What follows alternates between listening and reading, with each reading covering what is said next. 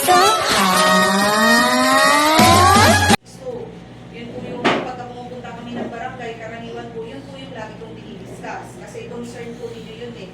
So yung batas na yun, yun yung para sa inyo, ulit, ano? Para po sa inyong mga nanay yun at saka sa anak ninyo. Ang cover lang po ng anak ng 9262 is below 18 years old. Pagka yung anak po ninyo is over 18 years old na po, hindi na po siya cover po ng 9262. Unless yung anak po ninyo is special. Kung special po siya, kahit ilang taon pa po yan, kahit nasa 34, 50, mga ganun, basta special child po siya, cover pa din po siya ng ating 9262.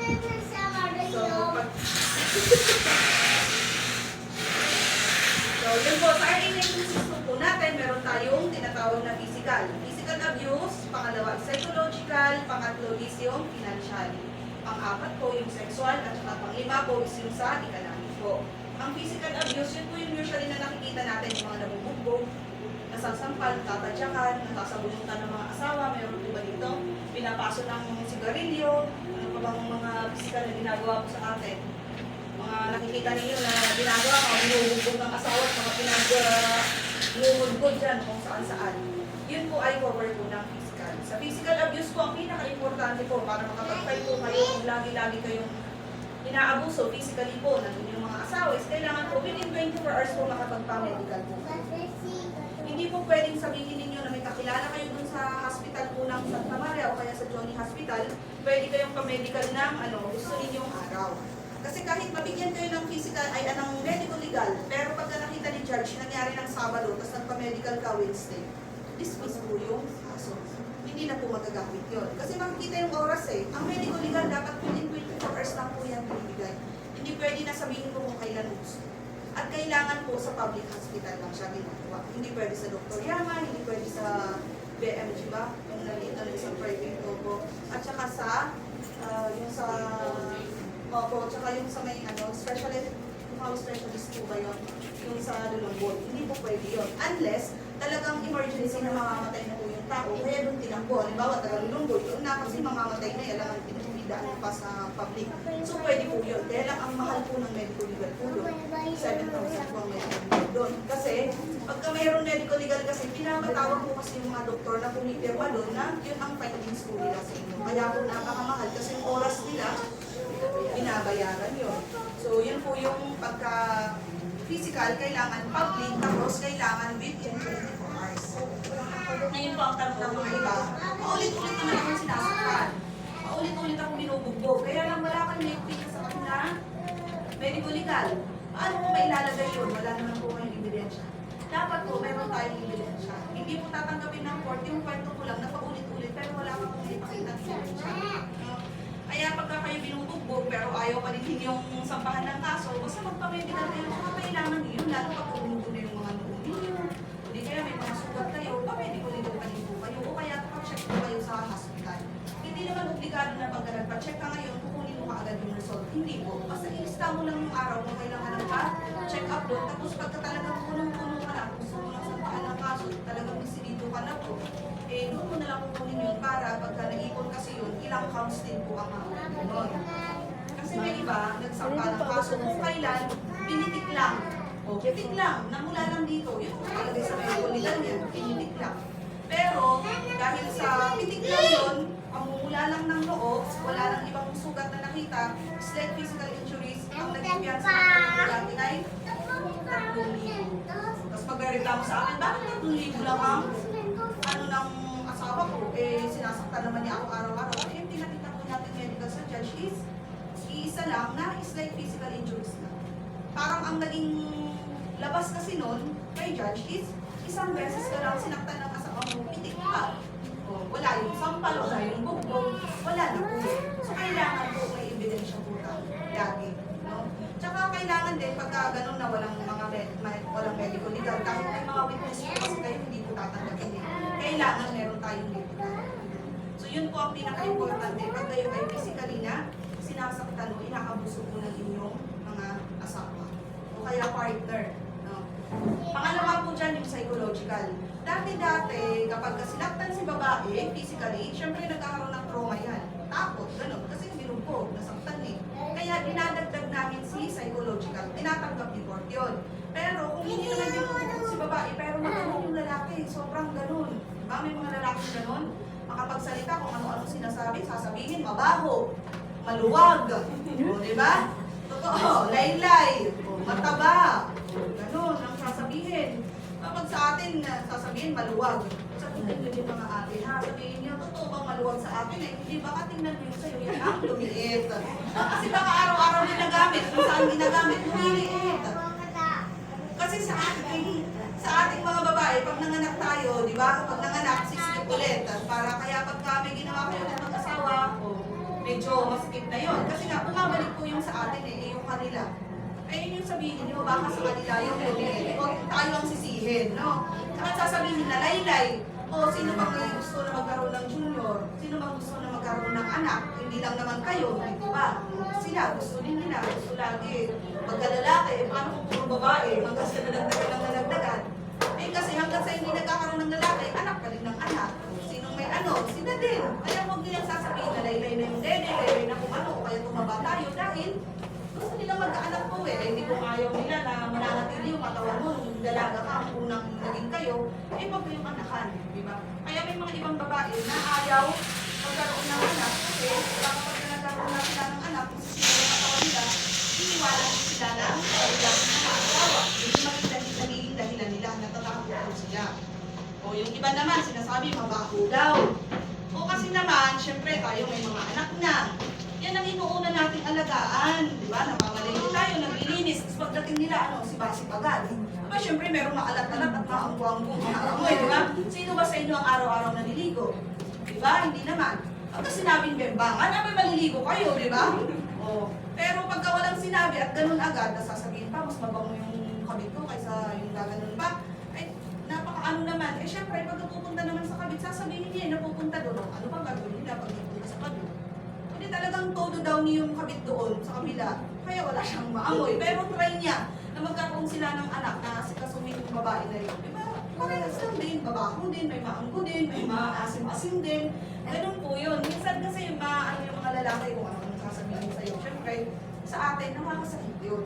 Lalo pagka ikaw nung naging mga elementary, high school, naging miss ganito ka, maganda ka naman, maayos ka naman. Pero nung naging kayo, doon medyo nagkabindang na hindi ka na nakakapagsuklay, nakakabili ng lipstick kasi inuuna mo yung gatas ng anak o di kaya yung pang-ulam ninyo. Kaya lang minsan, yung mga asawa, hindi nila naiintindihan kasi yun. Kaya akala nila, yung mga sinasabi nila na yun, walang epekto, pero nakaka-epekto po sa atin. Lalo pag kayo sasabihin, pakbok-pok, hindi naman ako nakauna sa'yo, kung hindi naman ikaw nakauna sa akin, nasarapan ka naman sa akin, di ba? Tapos mag-aano pa sila na kung ano-anong bintang, kung ano-anong sasabihin. Dapat, kung una pa lang na gusto niya, mas malinis na babae, dapat kung nalaman niya na hindi pala siyang nakauna sa'yo, di dapat hindi ka na niya inasawa, di ba? Hindi ka na niya inanakan. So, ibalik ninyo sa kanila yun. Kaya lang. Pero nandito si George, hindi. Kaya lang kasi, minsan, pagka may mga asawa kasi, tulad mga babae na hindi makapagsalita sa asawa, na hinahayaan lang natin, na kahit abusuhin tayo, pagsalitaan tayo ng masasama, yung hinahayaan lang natin, hanggang sa maipon ng maipon kasi, nagkakaroon ng effect sa atin. Kaya tingnan nyo, dati ang ganda-ganda niya, dati matalino siyang ngayon naging aning-aning na. Bakit? Dahil ano pinagsasabi nung asawa, dahil sa mga ginagawa sa kanya na, yun nga, verbally, talagang inaano siya. Ano po? Yung wala kinaniligtan pa, Mga yun po yung minsan akala natin ganun-ganun lang na parang okay lang yan, wala lang kasi. Kaya lang sabi nga nila, mas kasi yung epekto ng salita kaysa yung sa sugat. Kasi yung sugat, napapaano pa natin yan, napapagaling. Pero yung salita, yung sakit na nararamdaman natin, na lagi natin iniisip. Kaya minsan, pag yung kapapanganak, sasabihin, may postpartum, tumigil ako, naartihan mo ako, pero meron po talaga yun. Kaya minsan, yung babae nakakaisip na parang gusto niyang ibitin yung anak niya, itapon yung anak niya, kasi nga, sa sobrang hindi siya maintindihan ng asawa niya. Kaya pagka kayo po, pag nakakaramdam po kayo ng gano'n, pwede naman po kayong lumapit sa Bausi po dito, sa barangay, hindi naman kayo, kaya ay pumunta kayo sa amin o kaya sa DSWD, meron po tayo libre. Kahit mental health lang yun, para kausapin po kayo ng psychiatrist. Ang dati-dati kasi pagka-psychiatrist, sabihin na hindi. Sira ulo, di ba? Pero ngayon po, napapansin ka nila na pagka ang isang tao, pagka yung mga biktima dati ng mga sex sexual abuse na hinayaan lang, hindi nabigyan ng hustisya, tumahimik ka kasi kapamilya ang gumawa, yung mga ganun, nagkakaroon po yun ng effect sa bata. Na kapag ka lumaki, parang mayroong magiging positive at saka negative. Positive siya in a way na matatakot siya sa mga lalaking hindi mag-aasawa. Kasi natatakot na siyang gawin sa kanya ulit yung naranasan niya, yung sakit, yung takot, ayaw na niyang maranasan. Kaya either nagiging tomboy, o kaya basta ayaw niya sa lalaki, gano'n. Malungkot din naman yun kasi forever na siyang magiging single. Pangalawa po naman, yung negative naman po is magiging madali siya. Akala niya yung ginawa sa kanya is tama. Yun yung hahanap-hanapin niya na kung inabuso siya nung gumawa sa kanya or sexually abuse man siya, inaabuso siya nun, yun ang hahanapin niya. Kung saan pinasok yun, yun din ang gusto niyang pasukan kahit mali. Ganun po yung nagiging epekto. Kaya dapat po magkaroon sila ng intervention na ang gagawa po is yung sa psychiatrist. So yun. Yung sa inyo, pag psychologically abused kayo, na yun nga yung lagi kayong sinasabihan na masasakit na salita na nakaka-apekto na po sa inyo, eh, pwede na po kayo mag-file ng psychological abuse. Pero, kailangan po, matingnan po kayo ng psychiatrist. No? Pagka wala akong psychological evaluation na may papakita po sa amin at wala tayong isasabihin sa court, hindi po kayo pwedeng mag-file. Bakit po? Sasabihin sa akin ng judge o bakit psychiatrist ka ba? Alam mo bang ano na to, may aning na siya or may something na ba siya dahil sa ginagawa ng asawa. Kailangan po meron. At sa psychological evaluation, dapat nakalagay doon na nagkaroon siya ng trauma, depressed pa itong taong to. Mga ganun po ang ilalagay po nila doon. Pagka wala po, wala din po tayong may-file. Bakit? Ang psychiatrist po kasi hindi natin pwedeng sabihin na nagbabaliw-baliwan tayo para may lagay. Alam po nila yun, makikita po nila, madidetect nila kung nagkukunwari ka lang. Wala namang ginagawa sa iyo. Yung tao, gagawan mo ng kwento na, yun nga, kung ano sinasabi sa iyong masasakit na salita. Kasi pagka ginawa mo yun, maaano ka rin nila, madidetect ka rin po nila. Kaya ang psychological evaluation po natin, yun ang pinaka mabigat na ebidensya po pagka sa 926 po. Bakit po? Ang physical, pwede pong pigihin. Eh di mag-untog ka dyan ng magpagulong-gulong muna bago pumunta ang ospital. Eh di madaming sugat. Pang yung sexual abuse, pwede naman sabihin mong sexually abuse kayo pala ano pa sa iba. Para lang may makita. Yun po yun eh. Pero ang psychological, hindi pwedeng mapeke. Kasi yun hindi ka pwedeng magbaliw-baliwan doon para sabihin na merong psychological abuse na nangyari po sa inyo. Kaya kahit ma-dismiss ang physical, ma-dismiss ang sexual, pero tatayo pa rin po yung psychological abuse natin. At saka hindi po bababa ng 80 to 100,000 pagka psychological ang naikaso ng 9265. Katulad ng sa physical, pagka-slate ang nagiging 3,000. So yun po yung ano natin sa psychological. Medyo ano siya, matrabaho. Kasi pagka libre ang gusto nyo, aabutin po ng 4 to 6 months. Lalo pagka ngayong per months. Kasi nga may mga holiday, may Christmas, may New Year. Kasi every ano lang yun, once a month lang po yung gagawin. Hindi po siya everyday.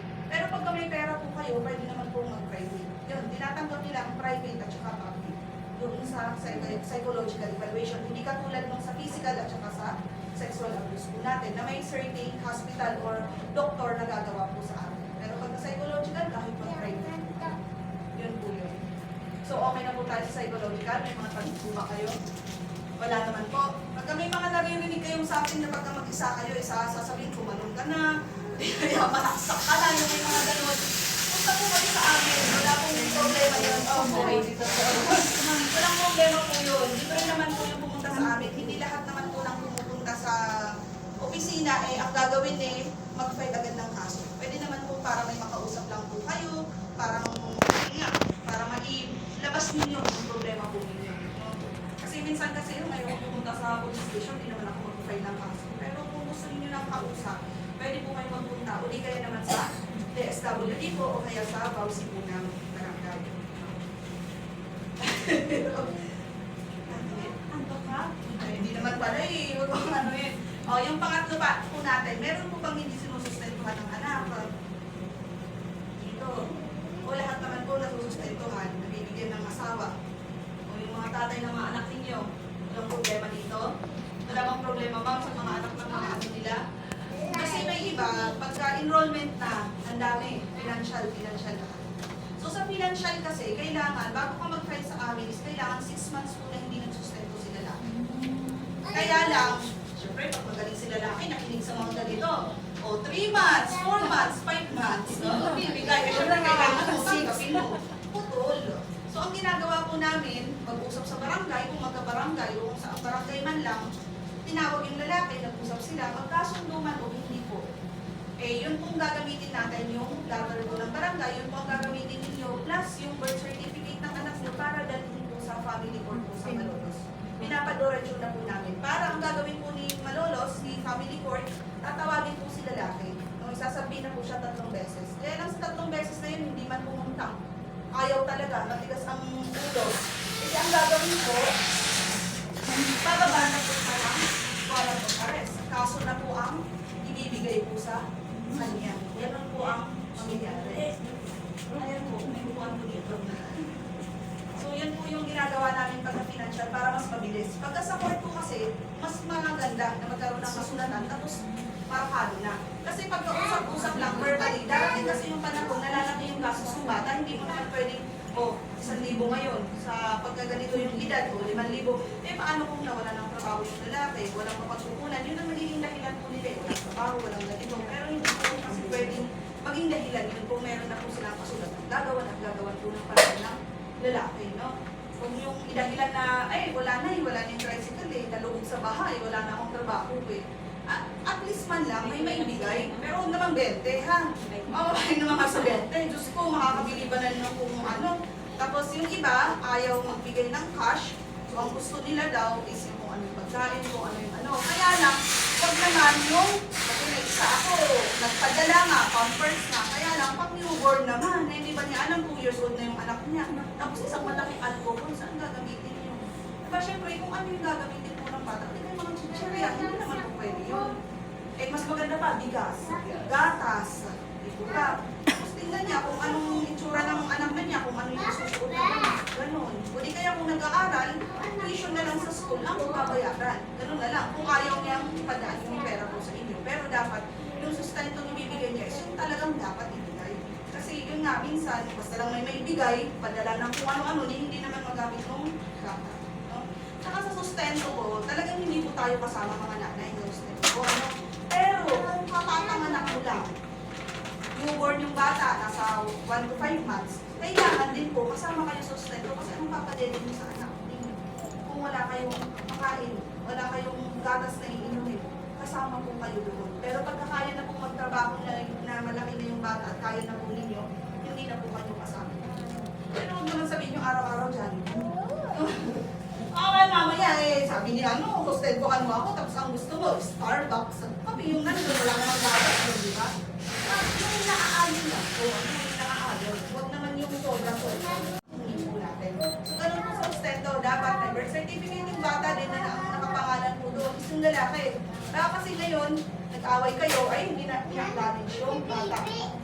Nahirap pong panghingi ng sustento pagka ganun. Hindi po nakapangalan dun sa lalaki. Opo. Kasi kailangan pa ninyo magpalingin Tapos pupunta kayo kay Tulfo, sabihin nyo walang ginawa ang barangay at saka police. Yun naman, nadamay pa kami. Pwede naman ninyong sabihin dun na, Sir, nandito po kami. Kasi hindi po kami matutulungan ng police kapag wala po kaming birth certificate na may pakita yun na yung tatay ito. Kailangan po namin talagang magpalingin. Yun na, diretso na po ninyo dun. Tutulungan naman kayo. Either hindi ipalabas yung yung hinihingi ninyo or ipapalabas man yan, basta huwag naman yung sabihin na wala kaming ginawa. Talagang wala kaming magagawa nga kasi asan ang tatay? Kayo nga hindi nakalagay sa birth certificate, kami pa kaya. Alam, baka naman tinuro lang ninyo yun. Kailangan po. Yan po yun. Kasama po kasi kuya. So, asan na tayo? Physical, psychological, tsaka financial. Meron naman po tayong sexual. Bakit po, di ba, asawa natin? Kaya talagang ginagawa naman ng mag-asawa yan. Pero bakit nagre-reklamo ang babae? Maliban sa pinilit, ano pa, kung saan gustong, di ba? Dapat doon lang, di ba? Pero dahil sa social media, pati labasan ng dumi, gustong pasukin. But, hindi naman lollipop, pinapasubo. Tapos ang baho pa, no? Lagi kong sinasabi, pagka kayo naman mga kuya, gusto ninyong pasubo yan, maghugas kayo. Kung sila dinadowning sa inyo naman, Ariel. Di ba? Kasi minsan may mga ganun, dahil sa napapanood, akala, masarap yata ito, gawin ko nga. Nawawala na po ng respeto sa asawa. Pwede naman ninyong gawin yun kung gusto ninyo parehas. Pero kung yung pipilitin mo, akala mo kung anong gagawin, tapos aanuhin ka kaagad doon, di ba? Kahit ballpen nga na itusok doon, masakit sabihin nyo, ikaw kaya subukan mo na natin yung ballpen. Kung nasarapan ka sa ballpen, sige kahit sa akin. Hindi ako bakla. Diba? Yun na. May mga ano naman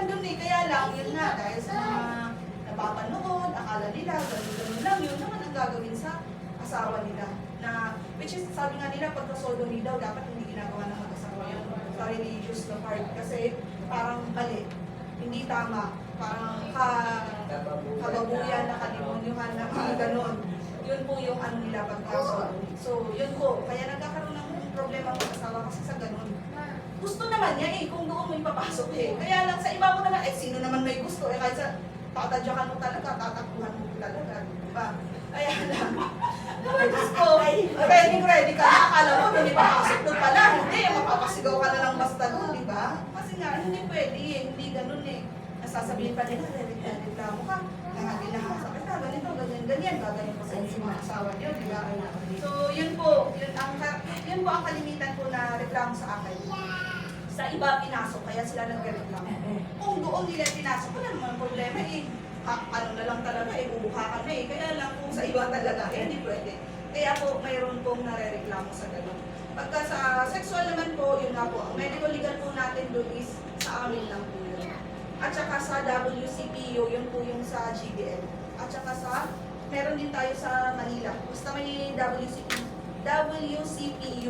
unit doon sa hospital, na public hospital, pwede po kayo doon. Pagka wala po, sa amin po talaga. Tsaka pagka ganun po, kailangan din, minsan kasi nag-iisip pa, isang buwan ang nakalipas, eh syempre, hindi po, ano po yun eh, maghihil po siya. Pero may makikita naman, kaya nang pagka tayo kasi na may mga experience na, nag-anak na, syempre maghihil po kasi yun eh. Parang ano sasabihin? Makikita, meron. Kaya lang, hindi malilitik ng doktor kung kailan ba nangyari to. Kailan ba siya naggalaw nito. Kaya as much as possible, pag may nangyari ganun sa inyo, pa-medical agad. Tapos mag-isip na lang kayo sa mga susunod na araw kung itutuloy ba ninyo o hindi. Ang importante po is magpa-medical po tayo. Tsaka ito po ha, hindi po kayo pwedeng maniwala dun sa sinasabi na pagka may anak ka na, nakapag-anak ka na, o nakasampung lalaki, 5 lalaki, o kahit ilan pa yan, hindi daw makikita kung sa ipay mo pinasok yun. No? Ang sabi nila, hindi naman makikita yan, kung pinilit ka o hindi. Siyempre makikita yun. Ibabag sa atin, pag pinilit tayo, hindi nagbabasa yan. Di ba?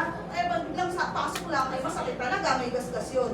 Yun po yung nakikita ng doktor na laceration. Yung gasgas po doon. Pero kung nagustuhan mo naman at basa po yan, ay syempre walang gasgas yan.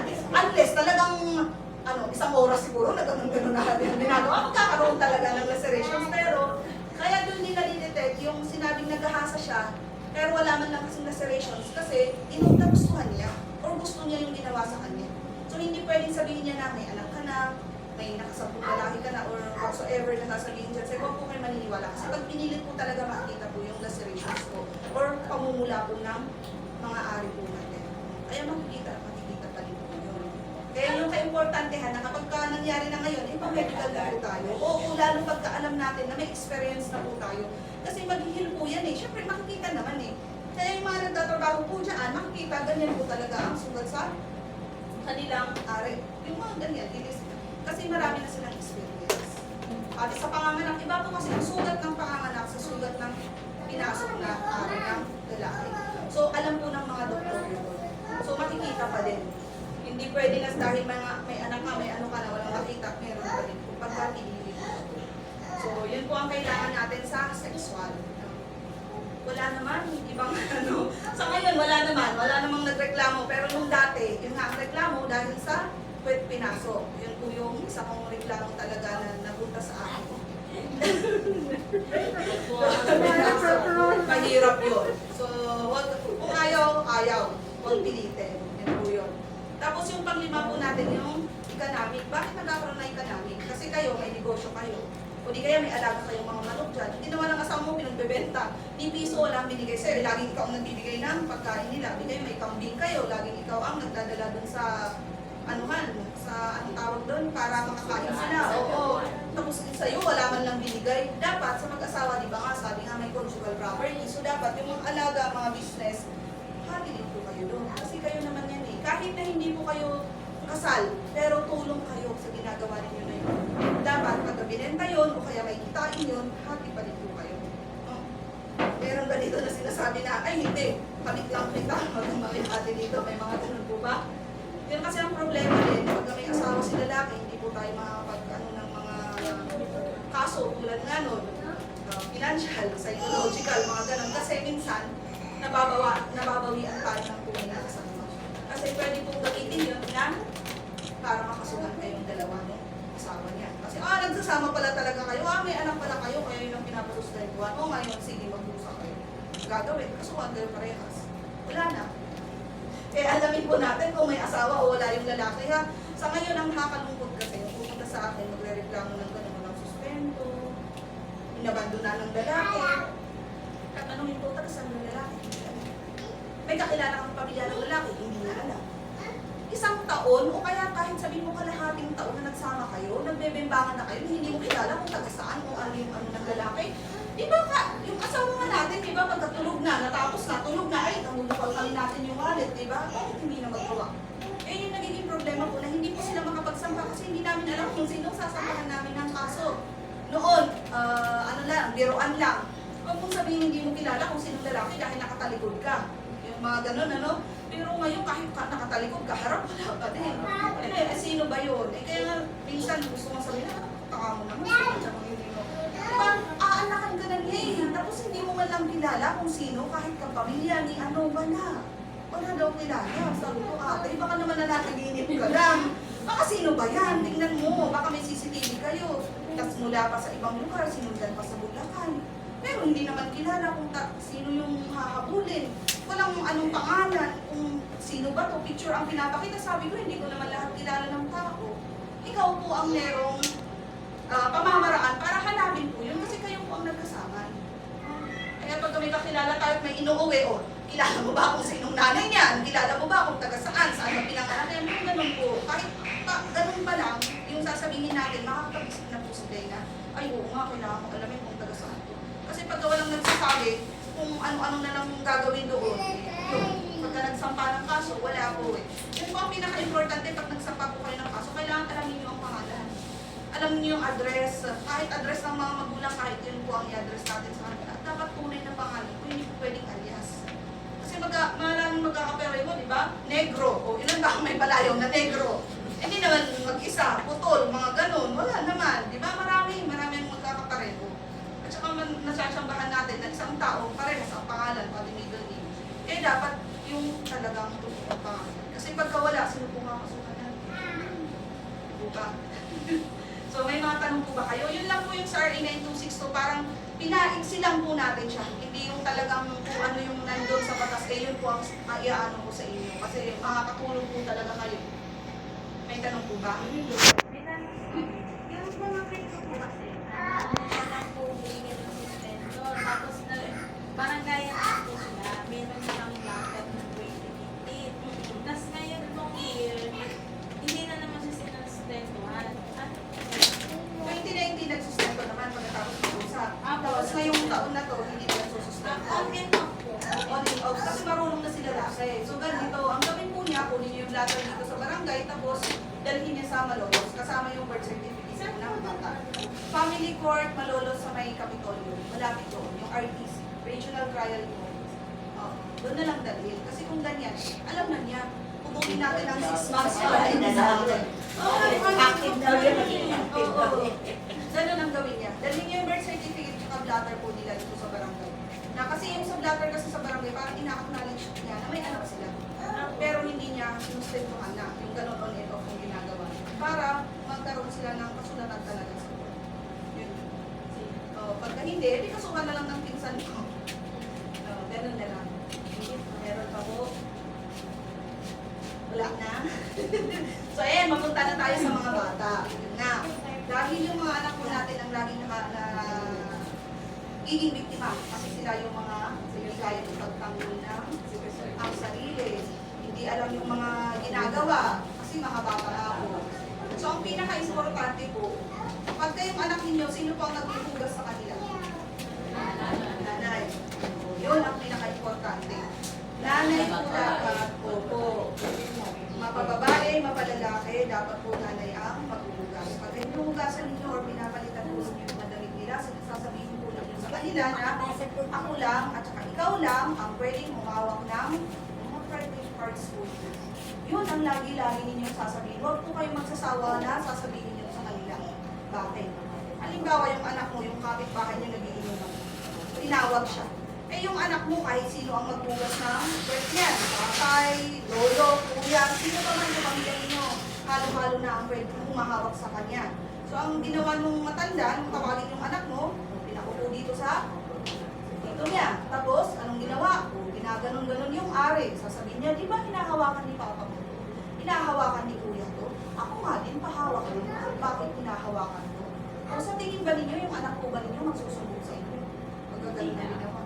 Kasi sanay kasi. Na kung sino-sino lang ang hahawak sa kanya. Pero kung lagi-lagi ninyong sinasabi na ako lang at ikaw lang ang pwedeng humawak dito, ay talagang magtatatakbo yung bata. Sabihin, mama, si kuya, hinawakan yung bambang ko. Hindi alam natin. Kaya laging nalilate ang sumbong sa mga bata kasi hindi naman magsasabi yan kung wala kayong paalala sa kanila.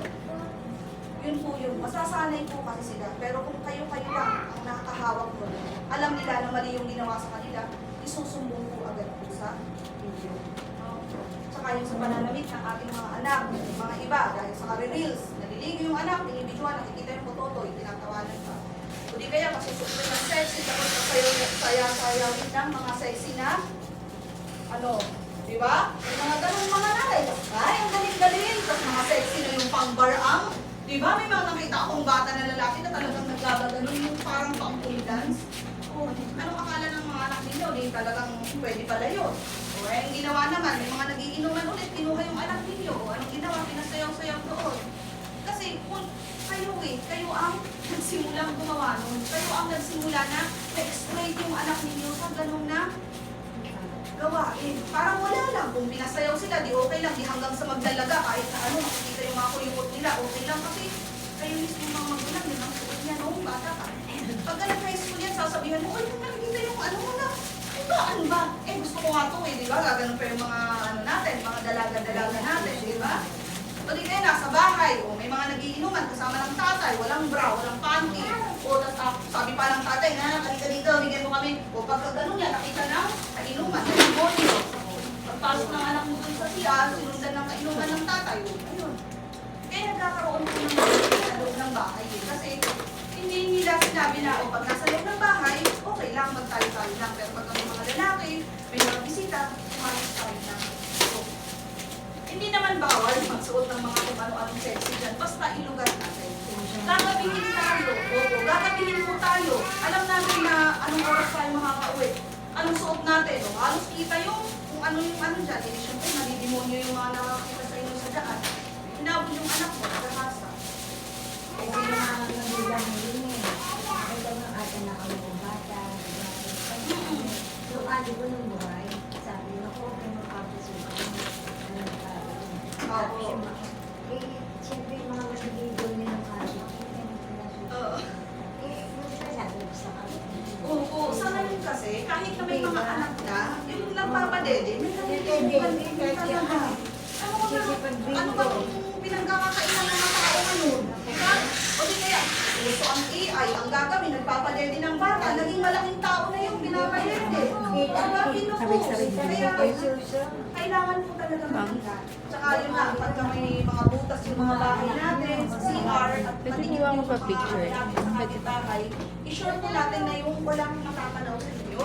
Kasi may kaso po kami noon, akala ng bata, siya lang ang Ano po sinisipan. na, pasama po. Kung makita Pasama. namin yung laman ng cellphone, so, pati yung lola niya na nagpupupon, pati yung paglabas ng asking pupon, dumi niya, na-videohan. At member siya sa mga GC, may 50 pesos, may 100 pesos, may 500, depende kung ano yung part ng katawan na naka-expose. Pati kahit mga bata.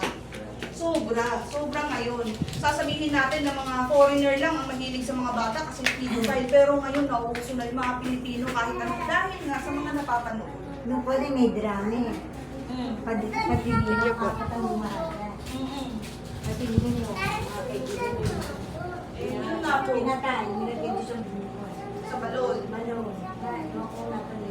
Kasi ano nga po, hindi natin maintindihan po dahil sobrang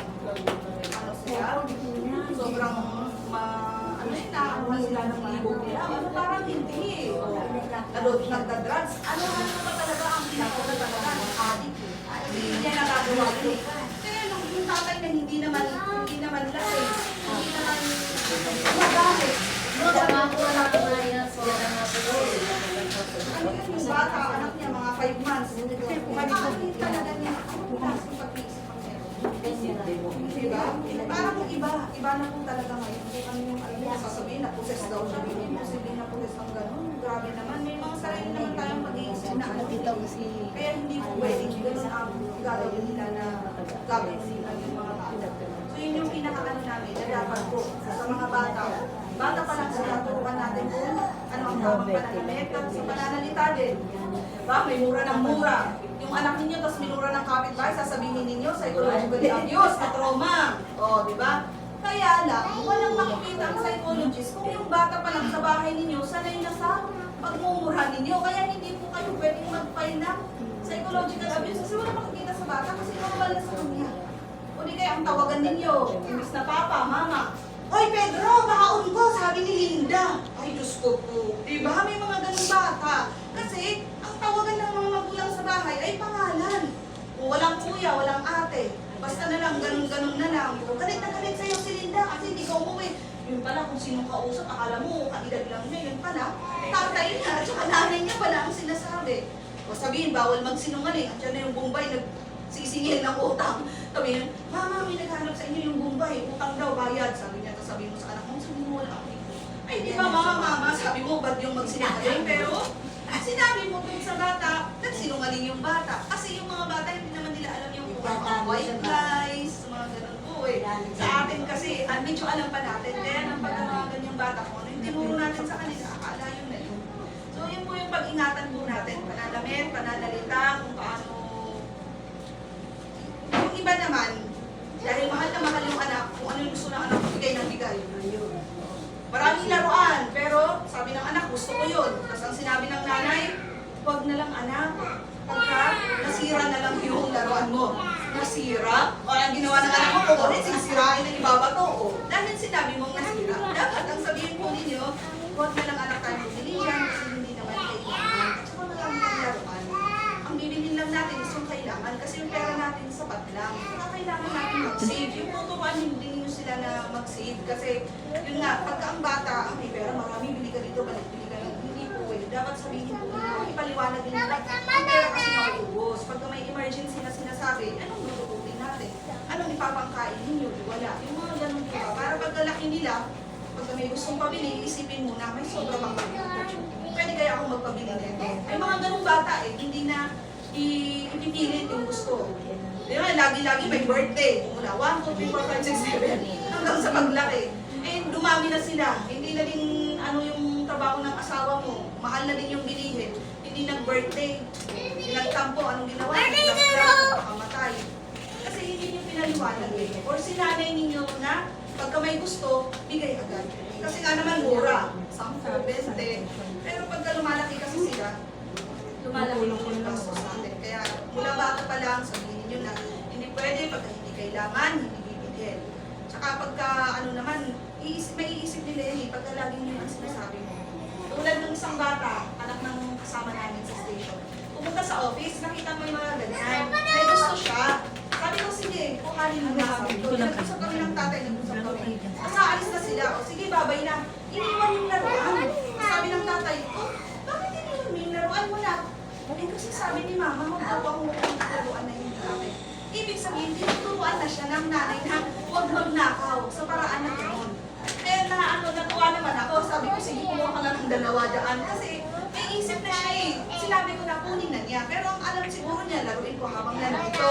Oo, pero pagka aalis na, iiwanin na. Kasi hindi ako yung laruin. Yun yung naiisip ng bata. So, maganda talaga. Pagka bata pa lang, ituturo na natin. Yun nga, huwag magsinungaling, huwag magnakaw, huwag kumuha ng hindi sa'yo, yung mga ganun lang na bagay. Matatatak sa isip ko nila. Minsan kasi, alam ko naman, busy tayo na nagtatrabaho, minsan yung mga lola ang nag-aalaga. Eh, syempre, pagka lola, bigay dito, sige. Na ano na, pagka hindi na binigyan, hindi na mahal. Yung iba nga, hindi pinayagan yung manliligaw na pumasok sa bahay. Anong ginawa? Nag-tinte. Santa Maria nangyari po yun. Parang napahiya yung bata, hindi pinaliwanag ang bata. Paano ito? Hindi mo pa kaya mo ng pamilya. Basta hindi pwede. Nalayas yung jowa. Kinabukasan, nakatok, bakit ayaw kumain, ayaw pumasok, pagbukas nakabigti. Kasi nga, hindi pinapaliwanag. Kailangan mo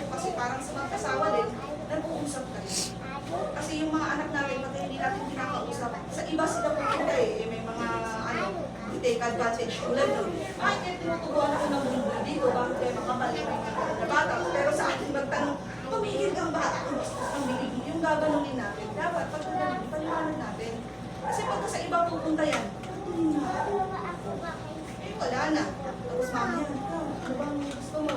Ano ba pakiramdam ng ganito? Yung may mga ganun kasi sila, may mga tanong-tanong. Iba kasi noon, ako din, akala ko, pagka nagpa-holding hands, mabubuntis na. Pagka naghalikan, mabubuntis na. Pero tingnan yung mga kabataan ngayon, mag-proba ang ginagawa. Ginagawa ng mag-asawa. So, ang sarap sa puso, sampalin talaga. Totoo. Hindi, wala na eh. Hindi katulad noon na, jowa ko, may gagawa ng assignment, tagabitbit ng bag, bibigay ng chocolate, o bulak-bulak. Wala na yung Ala na po. wala na. Sa nag-12 years old yung mga anak ninyo, may tingnan-tingnan na ninyo, baka mas magaling sa inyo sa mga posisyon. May nanay sa akin nagmatay kasi hindi niya alam na ang ginagawa ng anak niya kasi pinagkwento. Nagdilagilaan na tatay mo, nag-aantay mo na yung bakit ko pa naranas ang madilakan na ka. Kasi hindi niya alam ang ginagawa ng anak niya. Pinapayagan niya mag-jowa kasi sa makira niya. Para daw hindi na lumayo o hindi nagtago. Hindi niya alam pag nakatalikod na sila, ay naghahalikan na nagluluto siya ng ano doon sa sala, eh kung ano Ganun ang ano, kasi akala niya, sa akala lang talaga niya, yung pala may ginagawa yung anak niya, at saka yung lalaki, hanggang sa nalusis, hanggang sa yun. Nakausip pa lang Po, Nakaganyan. pag eh talaga pong hindi po mawala, hindi ko ba alam kung bakit po nangyayari sa mga bata. Pagsusunod ko sa panganay. Sige po, ingat po. Ay, papadilin na, papagalitan na ako ni Papa, yung karton, lagay sa puwet kasi magaling mo. Ano? Ngayon kasi, pagka lalo ng magulang, akala naman, abuse na naman, child abuse na naman. Kaya yun yung lagi din namin pinapaliwanag ng school, na kapag ikaw, pinalo ka dahil may ginawa ka masama, ibig sabihin nun, disiplina yun. Pero kung mabait ka, matalino ka, matino kang tao, bigla sasampalin ka, papasukin ka, so kayo pinapakain ka ng panin. Nakaka-abuso, pero kung sasampalin, nasampal ka, dahil nakasabit-sabit ka, lasing ka, hindi na po pang-abuso. Kasi yung pinaano namin, sinaktan daw, abuso na. Kasi madaming beses, may nagpunta sa akin, na natapunan ng pichel. Umuwi ng alas 10. Ang bata niya. Patay na pa, ang magawa, school father siya. Nakaano yung babae, papakain, iniwan na yun. Tapos, lalabas.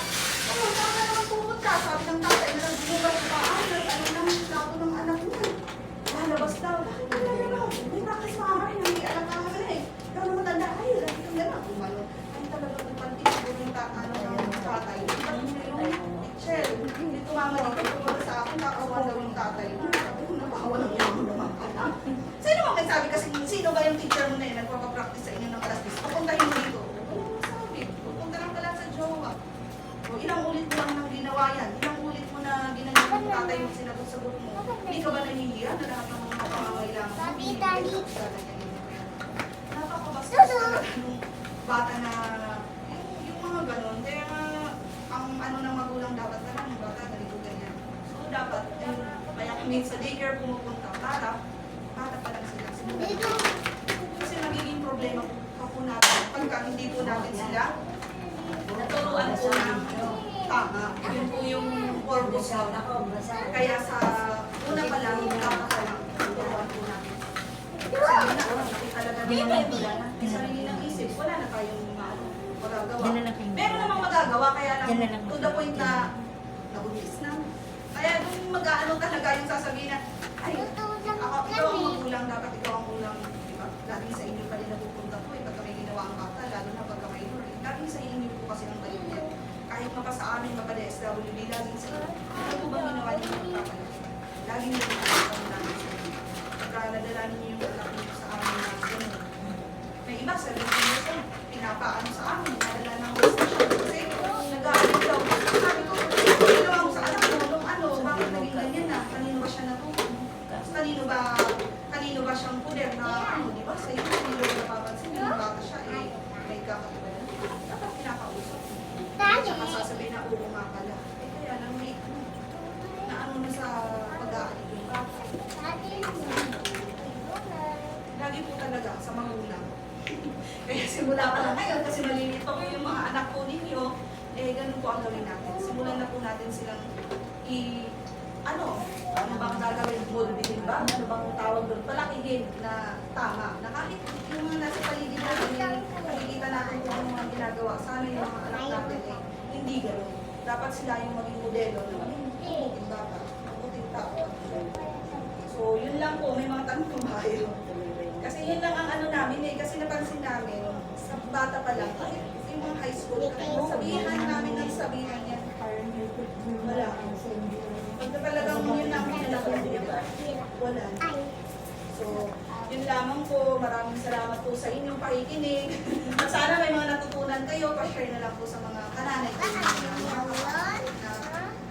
Yun nga, baka may iba dyan na pinapagalitan yung anak. Ay, wala kang karapat ng mga gano'n. Pero yung nanay, medyo naano din. Kasi tinutulungan mga nalagismin na yung anak ko. Pero promise, tinuprotektahan niya na kahit na anong gawin ng anak ng mali, hindi ka nagagalit. Eh, magkakaproblema talaga yun. At yun ang magiging ano din sa kanya na, ay, nga, dapat yung pinapagalitan ko, hinayan ko. Para baka nakinig sa kapitbahay ko. Sana kasi.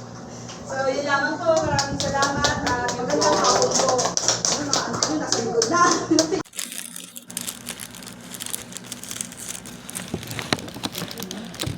Ang merienda.